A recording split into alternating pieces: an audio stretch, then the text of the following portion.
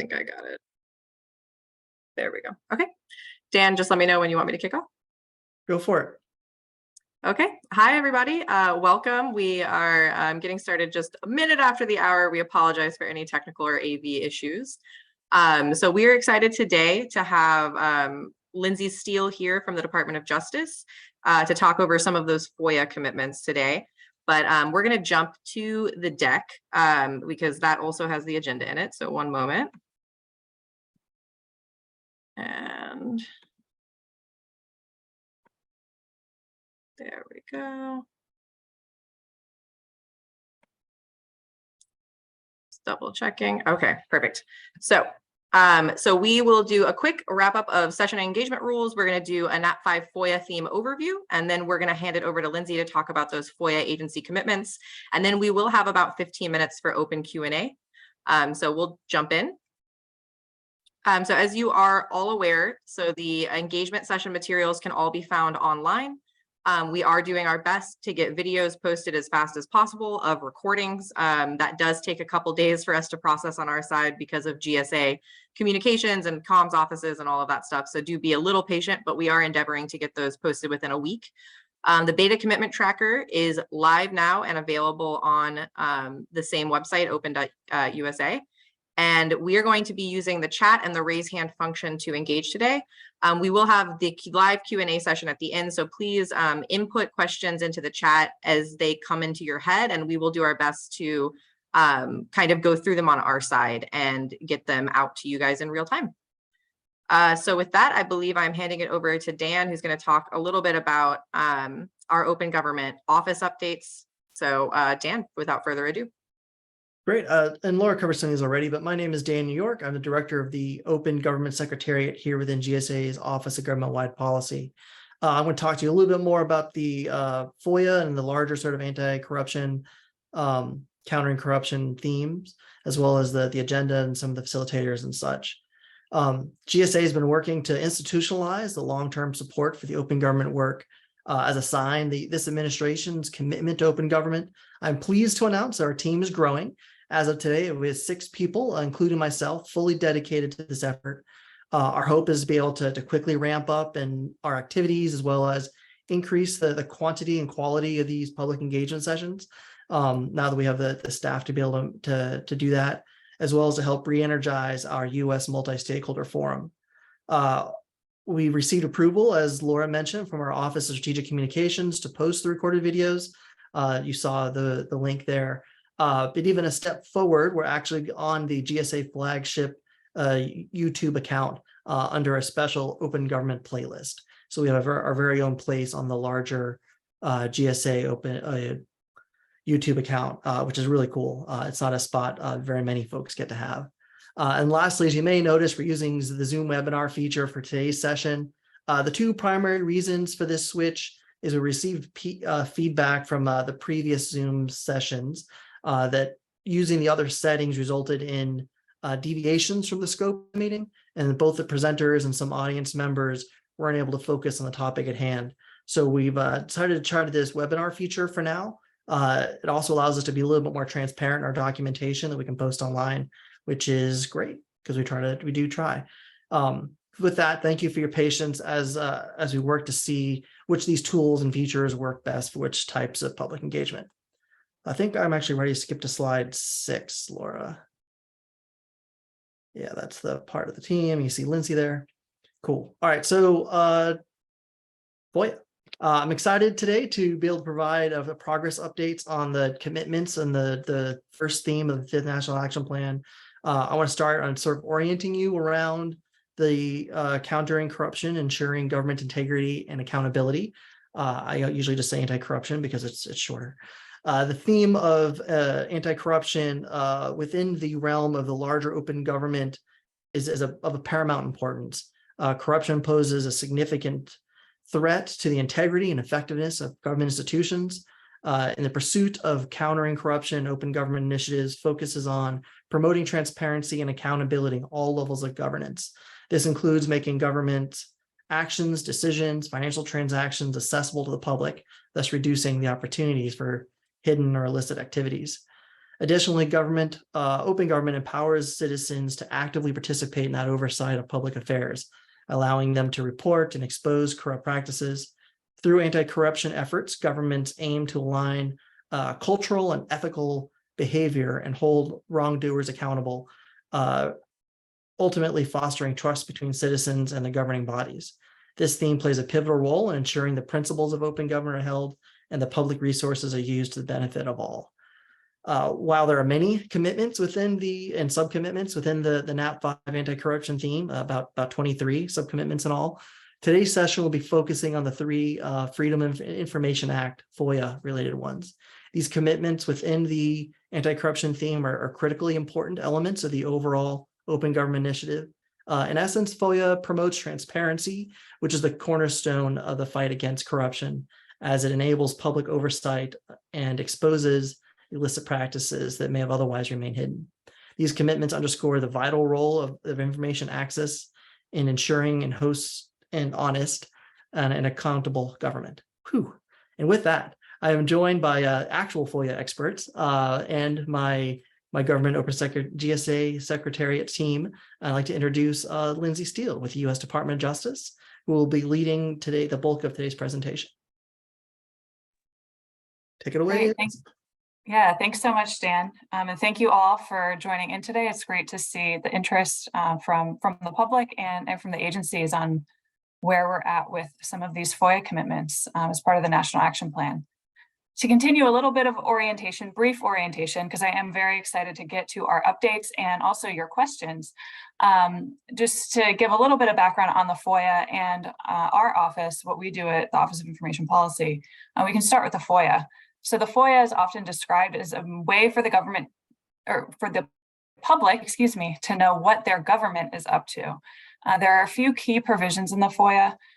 First, the FOIA requires agencies to proactively disclose key information, including frequently requested records, on their websites.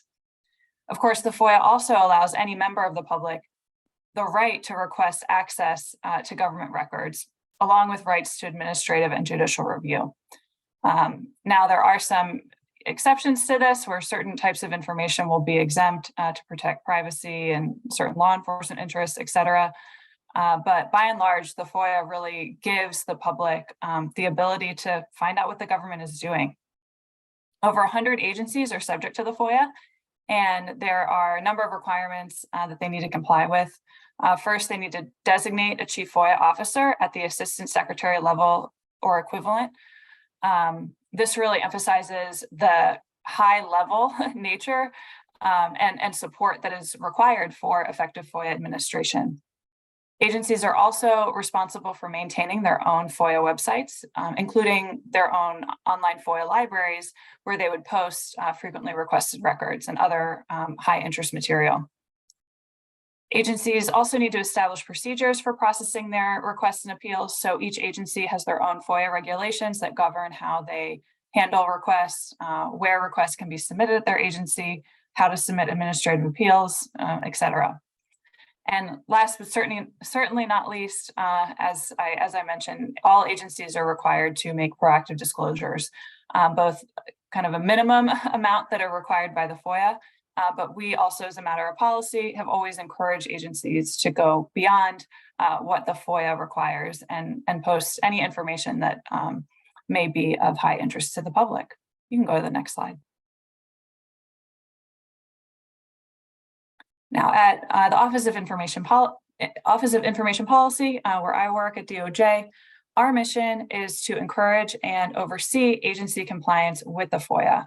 And we do this in a number of ways. I'm not going to go into all of the nitty-gritty of the links that I have here, but we did hyperlink them. So if you're interested in any of these particular topics, you can find a link straight to our website.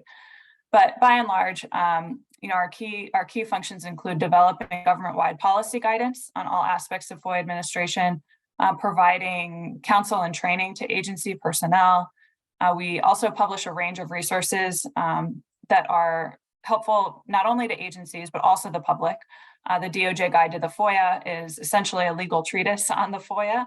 So if you would like to become familiar with the FOIA case law, that is a great resource. We also have our FOIA self-assessment toolkit, which I'll talk a little bit more about in a few minutes. And my team actually oversees agency compliance with the FOIA's reporting requirements, which include the annual FOIA report, quarterly reports, and the narrative chief FOIA officer reports. And we review and publish summaries and assessment of agencies based on those reports. All of the data that agencies provide to us for their annual FOIA reports is available on FOIA.gov, in addition to being posted on the agency's websites. And FOIA.gov also houses the quarterly reports, and the chief FOIA officer reports are on the agency's individual websites, as well as we have them aggregated on our reports page as well. So those are a great resource if you'd like to get better insight to FOIA administration government-wide. We also administer the National FOIA portal on FOIA.gov, including overseeing agencies' compliance with the interoperability requirements. You may be familiar with FOIA.gov. It is a government-wide website dedicated to FOIA. We have a lot of general resources about the FOIA on there. We also have, as I mentioned, all the annual and quarterly report data for agencies.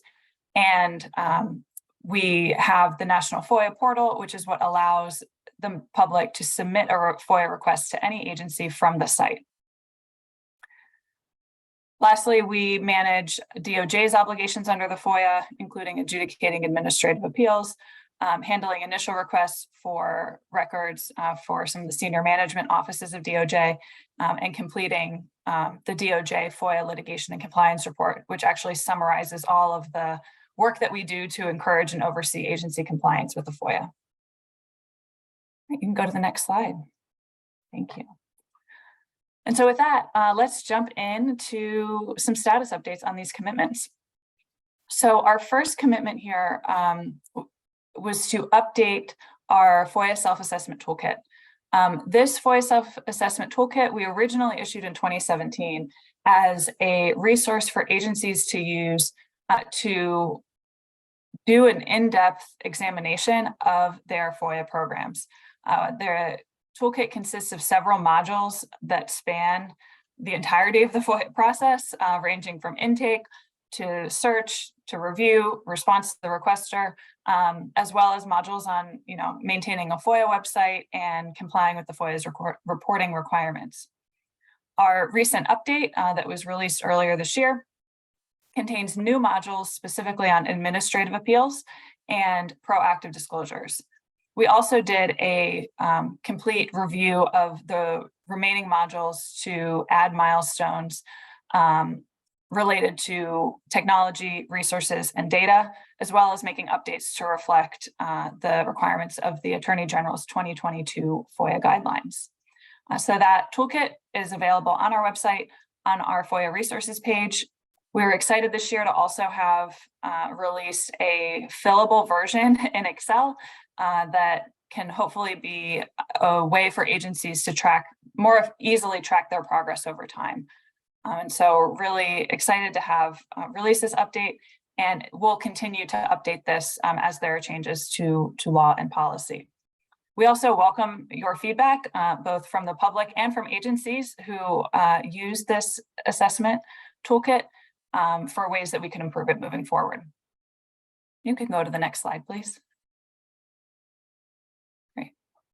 Now, our next commitment is to develop FOIA business standards in line with the Federal Integrated Business Framework. So OIP has been leading a Chief FOIA Officers Council working group that is focused on developing standards and working closely with the Office of Government Information Services at NARA and the Office of Shared Services and Performance Improvement at GSA and the Business Standards Council to develop these business standards. Now, what are business standards? It took me, frankly, a little while to wrap my head around what they are and what some of the benefits could be. But the idea is that by developing shared business standards, we can make it easier for agencies to acquire FOIA technology much more easily and efficiently. In turn, they can focus their efforts, more on processing requests and appeals, and less on, reinventing the wheel every time they need to procure a case management system, for example. The shared business standards can also be used by industry and outside vendors that may develop tools that the government can use for FOIA case management. And so by having these shared standards, it gives a baseline to facilitate just greater efficiency in developing these tools, and helps to encourage the commercial sector to develop products that best meet the government's needs. So we've been hard at work developing the initial elements of these standards over the past year. We obviously got input from the working group itself. We got input from federal agencies across the government, and we're very soon going to be publishing the initial elements of the standards on regulations.gov to get public comment. So please be on the lookout for that. We'll publish the notice in the Federal Register, and then the actual standards will be available on regulations.gov for you to go and review and submit your comments. We'll also blog about that on our FOIA post blog once it's available for comment on regulations.gov. You can go to the next slide. All right, our third commitment here is to improve the user experience on FOIA.gov. And our work on this commitment is well underway, and I'm really excited to be able to share a preview of our progress today. So what we have set out to do to improve the user experience on FOIA.gov is to develop an interactive tool that can help the public more easily locate records that may already be available online, or if they're not, to find the right agency to submit their FOIA request if the information is not already posted.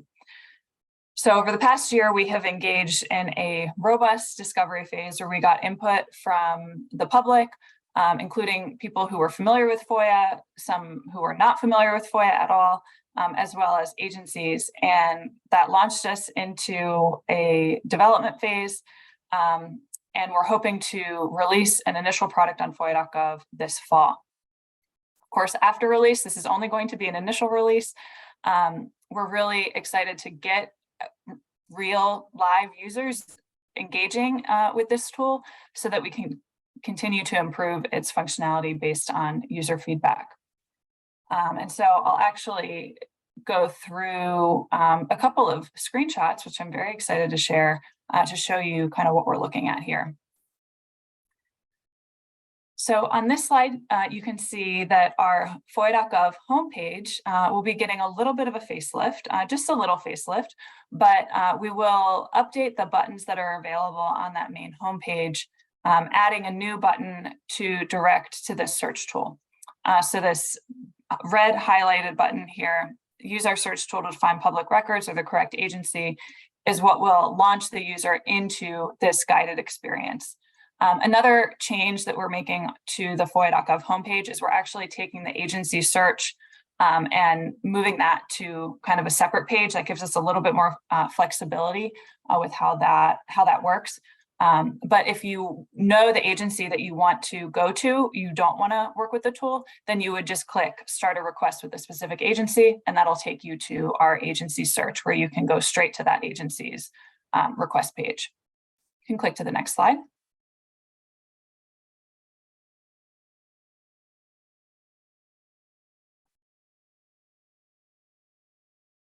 All right, so once a user has access into the tool, so they've clicked on that button to use the search tool, they will kind of enter, they'll enter the tool. For brevity purposes for this presentation, I'm not showing every single shot that you would get, but I really wanted to just focus on the highlights here. So once you enter into the tool, you'll land on this page that asks you what you're looking for. And you've got a couple of options here. You can either enter search terms, so you can type in whatever you want into that search box, or you can select a common topic. So we came up with a list of common topics based on input from agencies and also based on our observations of some of the most frequently sought after information from requesters. and came up with some user journeys for 6 common topics, including immigration and travel records, tax records, social security records, medical records, personnel records, and military records. And so if a user were to click on a common topic, that would take them through like a guided journey where they may answer, a couple of additional questions to zero in on exactly, what they're looking for and where they need to go. So we're actually going to start with the common topics. I can give you a couple examples of those. So you can click to the next slide. So say you were someone that was looking for your own immigration or travel records. You would get this fairly long list. I will say this is the longest list of all the guided user journeys, but you get this list of commonly sought after immigration or travel records. And each of these things will lead you to the agency that may have that information. So if you're searching for visa records, for example, you would click on that and then hit next. You can go to the next slide. And at that point, you would be told that to request visa records, you need to submit a FOIA request to the State Department. If you want to continue in that process, you would click on to continue. That would take you to the Department of State landing page. At that point, you can confirm, yes, I do in fact want to make a request to the State Department. And we'll give you a couple of tips for how to write that request, but then you'll get straight to the request form for the State Department where you can submit that request right from here. So this is one example of a user journey that would take you through a couple of questions to zero you in on which agency you need to actually request the records from. You can click to the next slide, please. So another type of user journey that we have with these common topics are ones that may direct you to information being available outside of FOIA. So for example, if you're looking for military records, say you're looking for a relative's military records. You are asked some questions to help you narrow in on what specifically you're looking for. And if you're looking for somebody's official military personnel file, you're told that, if you're a next of kin, you can request those records from the eVet Recs online request form, and that link would take you directly to that website where you can submit that request. If you're not a next of kin, then your request is best made using standard form 180, which would get submitted to NARA. And then lastly, if for whatever reason, neither of those two options fit what you're looking for, you can also go to the National Personnel Records Center website to just learn more generally about locating former service members' records. And then you also can get a link to the NPRC FOIA.gov page as well. So this is an example of a common topic user journey that takes you to somewhere other than that agency's FOIA request page. So depending on the topic, you could kind of get a varied response, but our goal here, after a lot of work with our agency experts, is to really try to have like a seamless experience for the public who are often looking for this, these highly sought after records.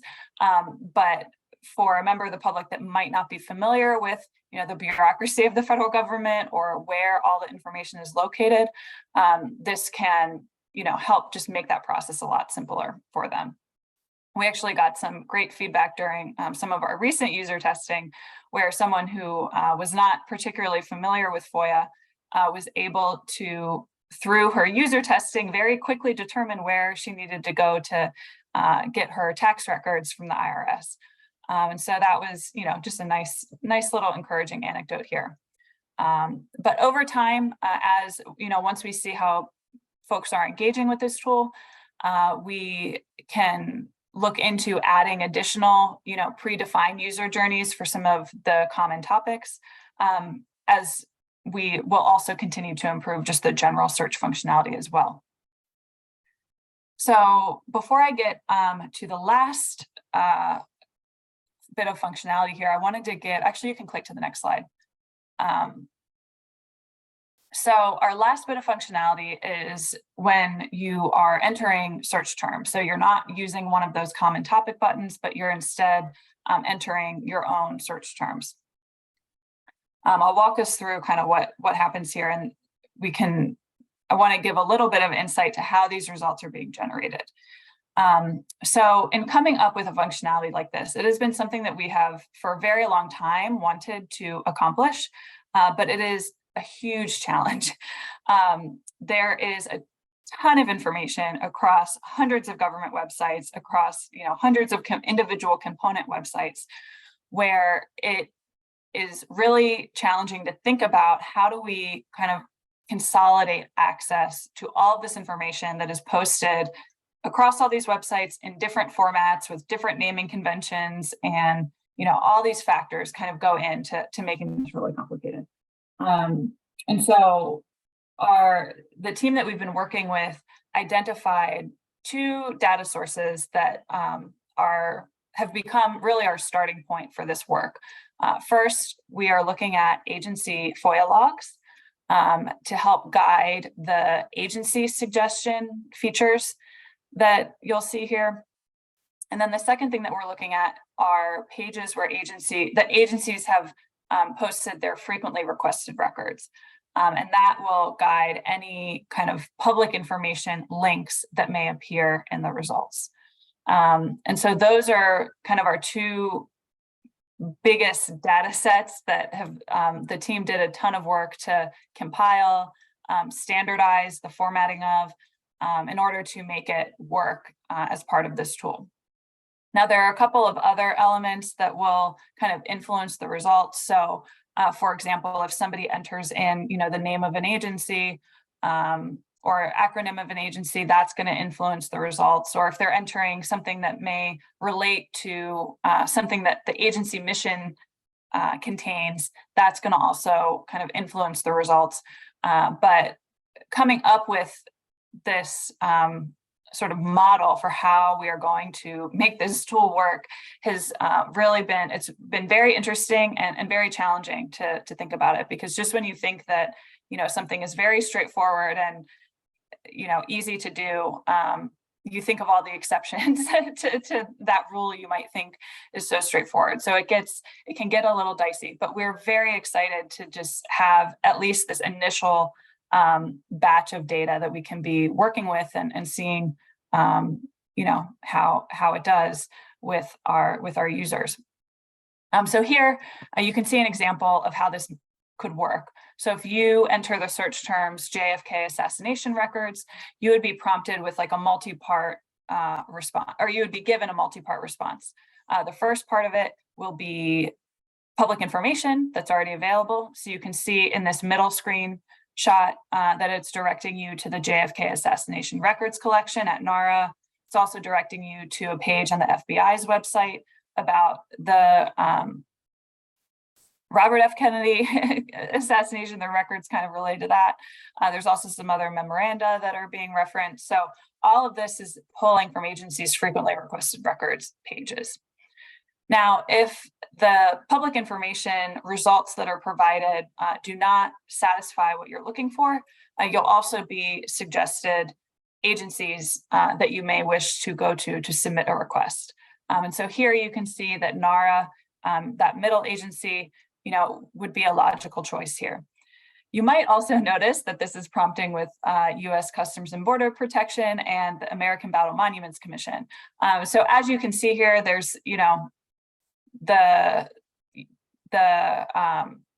there's room for improvement, right? For us to really refine the results that the tool is giving. But so far, we've been happy with kind of how it's looking as a starting point. And so with that, I really just encourage you to be on the lookout for when we launch this initial iteration of this tool. And we really encourage you to play around with it, test it, send us your feedback, because it's really through kind of everyday user testing and user engagement that we'll be able to make improvements to this in the long term. All right, so that wraps up our summary of the FOIA commitments, and I'm now going to turn it back over to Laura to, I think, moderate our Q&A. Great. So we have a lot of questions to come in, but do continue to use the Q&A features. I know that it's been heavily used by a couple of folks, but everyone's able to post questions there as well. So just taking them in order in which I saw them. So one of the questions was, why didn't the USGA and US Department of Justice promote these public engagement sessions on social media and other places? I think that's a great question. We are definitely looking to build out our list of folks by which to send these to, and we want to be able to coordinate. We should do a better job of coordinating these sessions with our agency partners so they can make sure to get the invites out to their various stakeholder community groups as well. So that point is well taken and something we can take on. Lindsay, here's one for you. Why isn't there any information on OGP or OIP's OGP commitments on DOJ's website? For instance, justice.gov/open. Why didn't GSA or OIP cross promote today's meetings with other parts of the administration's commitments?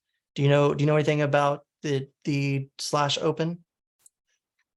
Yes, Alex, thanks for raising that. I was under the impression that our OGP, or that our 5th National Action Plan was linked on there, so I can look into that.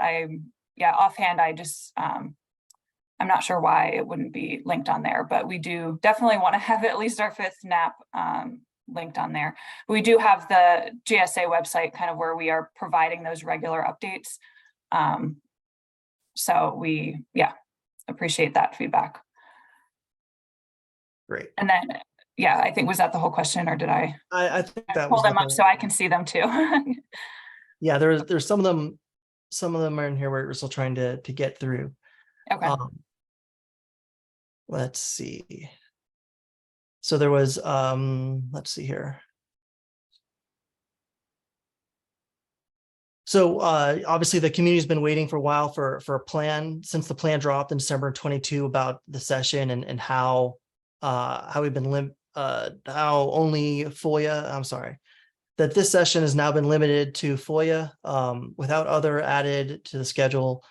So absolutely, we are working. So the rest of this question is, why isn't GSA's Open Government Secretariat why are we pre-limiting these discussions in critical areas such as anti-corruption? So within the anti-corruption theme, there are 23 subcommitments, and it was just too many commitments by which to give in-depth updates. And so we're breaking them up into a number of sessions over the course of the next, hopefully by the end of the calendar year, to be able to get all 23 anti-corruption subcommitments briefed out to the public. They are taking time to set up and finding the right POCs and making sure we have the right dates and times lined up, but we are working to do that. So there was a question about everything in the OIP. Everything OIP is discussing today was discussed publicly prior to the OGP workshops. And while the improvements to the FOIA.gov described in the slides are responsive to several recommendations from civil society, none of these commitments were co-created with us, it says last fall. While GSA and OIP are acting like these commitments are made through OGP while ignoring the requests. So can you talk a little bit about how you've incorporated civil society, or I know you mentioned getting input from the public. Can you describe that process a bit?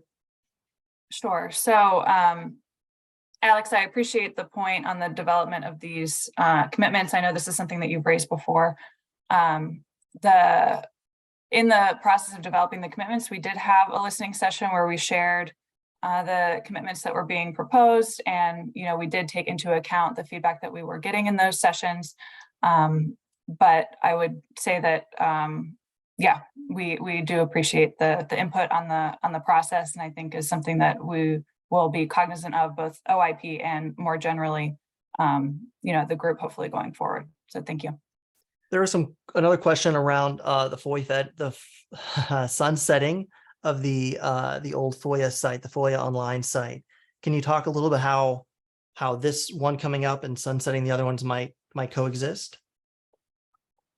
So I can clarify the distinction between FOIA Online and FOIA.gov. FOIA Online is a government solution FOIA case management system that some agencies use. And it is, it's accurate. It is sunsetting at the end of this fiscal year. FOIA.gov both predates, well, I don't know if it predates FOIA Online, but it has existed concurrently with FOIA Online, I should say that, and is really the government's central resource for FOIA. All agencies appear on FOIA.gov, their contact information appears on FOIA.gov, and FOIA.gov is really intended to be, the central government resource for FOIA. So I'm here today to give updates on our commitments, and so I'm not going to speak to specifically our use or prior use of FOIA Online.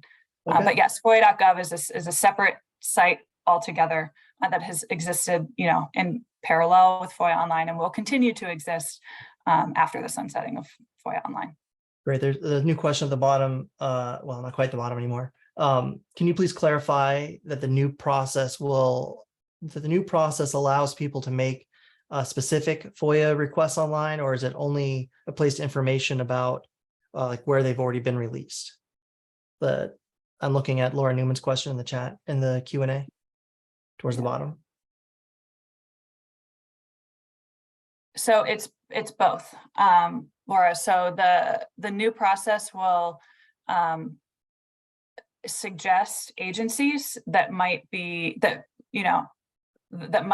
place to get the information that you're seeking, and it also will suggest documents that may be responsive to the search queries that have been entered. If you are clicking on, some of the common topics, that may also direct you to the agency to submit the request. So it's both. You'll get kind of suggestions for common documents if such documents exist. There may be cases where there may not be documents that are responsive to the search query, in which case you would get agency suggestions. Great. Alexis, did you say you saw a couple? Sorry, I'm still trying to read all of the questions. Yeah, sure thing. All right, so let me jump in here as well. Looks like this is an interesting question. If it's topical. So the question is, a lot of members of the public, they are starting with google.com and not FOIA.gov. So is there a way that you all are able to work with federal agencies to make sure that the metadata is added to documents and data so that when people are using search engines, they can find the information they need, or alternatively, if they start using AI going forward? Yeah, that's a great question, and definitely will be something that we are looking to provide, hopefully further guidance to agencies on in the future, especially as we're developing this tool, because we want this information to be searchable, whether it be through our tool or through Google, because we know people go to Google, and we are not trying to replace or replicate Google. So yes, just know that this is also on our minds, and will be something that we continue to work on, as we better understand how we can best have agencies be posting their information in a format that is searchable by Google and by our tool. Great, thank you. Let's see, we have another question. Are there any plans for OIP to publish a top 100 list of the most requested records under FOIA? And then if that's done, do you know if that would help inform the records that agencies just should proactively be disclosing under the rule of 3? And So ask that 221 if that helps. Yes, I see that. So I can't commit to us publishing a list of this. Each agency is individually obligated to post their own frequently requested records. And you're referring to the rule of 3, which is now codified in the FOIA, that provides that once records have band released 3 or more times, the agency is obligated to publish those on their website. So they are like, that obligation stands. And that's something that each agency needs to comply with. But yeah, your ask about the top 100 list is an interesting one, and so we'll take that back. Thank you. Perfect, thank you. All right, and keep the questions coming, folks. These are great. We had one that came in asking about the toolkit. So asking specifically, is this a voluntary self-assessment? Will the findings be made publicly available? Will there be recommendations for improvement based on that self-assessment? And then how can the public see that the assessments are actually improving the agency's FOI system? All great questions. system, yeah. Yeah.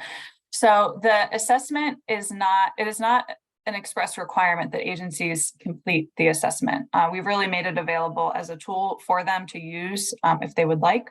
However, we have for several years encouraged agencies to conduct self-assessments of their FOIA programs. And agencies have in the prior couple of years reported in their chief FOIA officer reports whether or not they have actually conducted a self-assessment. We know that many of them have used our tool. They do report that publicly, but we've really meant the tool to be a resource to help the agencies take an introspective look at their FOIA administration. Thank you. Thank you. All right, let's see here. All right, I'm going to make sure I capture this correctly because I'm not a SME here. But the next question is asking about previously in the past, there was a commitment where OIP was exploring a release to one, release to all policy when it comes to FOIA. And the State Department has gone ahead and adopted that policy. So the specific question is, does OIP recommend other agencies should do the same? Do you know if there's any talk of OIP doing that itself at some point? Thanks for the question, Alex, and for your continued interest in this topic. Today, I'm here to talk about our updates on these commitments, so I can't speak to release to one, release to all, but thank you, and we'll pass along the feedback about this question. Great. All right, next question. Let's see, they are asking if the Open Government Secretariat or related offices, so for instance, your office, Lindsay, are aware of the White House's proposed regulations that would require creation of chief public engagement officers. And if so, how would that group collaborate with the chief FOIA officers in order to create a more informed and engaged public? And I would suggest if there's maybe other folks on the line who are panelists, have panelist roles who would also, if they have any thoughts on this, please feel free to jump in. Yeah. Oh, go ahead, Dan, if you have. I was going to say from the point of the Open Government Secretariat, I think it would be important to integrate with such folks. Obviously, we need to wait for a regulation. We can start planning now. We can actually integrate with folks that don't exist yet. But I would actually like to see the Secretariat be enlarge our scope and the quality and quantity of people we interface with, right? So really making sure that we're in front of the CXO councils, not just chief public engagement, but chief data officer, chief information officer, chief fill in the blank officer. I think they all have a valuable role to play in open government, and having a better understanding of their needs and the public needs to see where the two can align. It will be really important moving forward. So from the GSA's perspective, I think it's an important role and one that we would want to interface with. I might pass it to Lindsay or others off for other pieces of that question. Yeah, so again, this is something that's going a little bit beyond the scope of what I'm here for today, but yes, if this creation of chief public engagement officers comes into being, and there would be opportunities for collaboration with the CFO Council, then we would certainly work to make that happen. All right, thank you. Let's see, we did that one. Let's see, jumping back to the toolkit then. This one question says the toolkit is a great idea. Not quite sure if it rises to an OGP commitment level. So they're wondering, are there any key indicators of the toolkit that we could look at or that could be mandatory going forward? And if so, would they be made open to the public? Yeah, thank you for that feedback. What I can point to at this time is our Chief FOIA Officer report review and assessment that we publish every year. So a lot of the metrics in that assessment are things that are also obviously covered in the toolkit. So our assessment is publicly available. That's on our website. And so there certainly is some overlap there. But I will, take back the suggestion to making indicators of the toolkit itself mandatory or publicly available. Thank you. All right, let's see. If this is topical, please feel free to answer. This next question was, what are you doing to ensure that the requirements in the FOIA Improvement Act of 2016 are being implemented? So a lot of the work that was linked on the OIP slide is kind of illustrative of what we are doing to ensure continued implementation of the FOIA Improvement Act. But all throughout our training, everything reflects the requirements of the FOIA Improvement Act. We are working with agencies to ensure, interoperability with FOIA.gov, which was a requirement that came out of the FOIA Improvement Act. We answer questions from agencies, and provide them advice on all aspects of FOIA administration, which would also include FOIA Improvement Act. So really through all of our work, we are, working to encourage agency compliance with the FOIA overall, including the most recent requirements. Perfect, thank you. Let me see, I think I'm just scrolling through real quickly. I think the rest of the questions that we have are more related to outside the scope of FOIA, sort of talking about managing engagement sessions, posting resources, etc. And so I think Dan has tried to put some responses to those in the Q&A tool. So I would just suggest, if anyone else has a question directly related to the commitments that Lindsay is talking about today, this is your time to ask them. See. And if it looks like we don't have any new ones coming in, then I would probably turn the mic back over to Dan. Great. Thank you for that. And thank you, folks, and Lindsay, especially for all of your time today.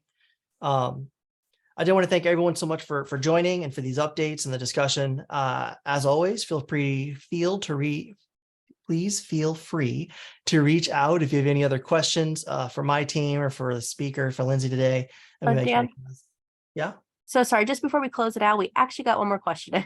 Perfect. So this question is asking, will OIP do anything to ensure that agencies preserve records that are currently housed on FOIA online and publish them elsewhere after it sunsets? So this is going beyond, the scope of what we're presenting on today. But I know our director, has previously shared that we, would encourage agencies that to the extent they're making information available through FOIA online, that they would continue to, make that available. Much appreciated. Thank you. Dan, back to the closeout. No worries.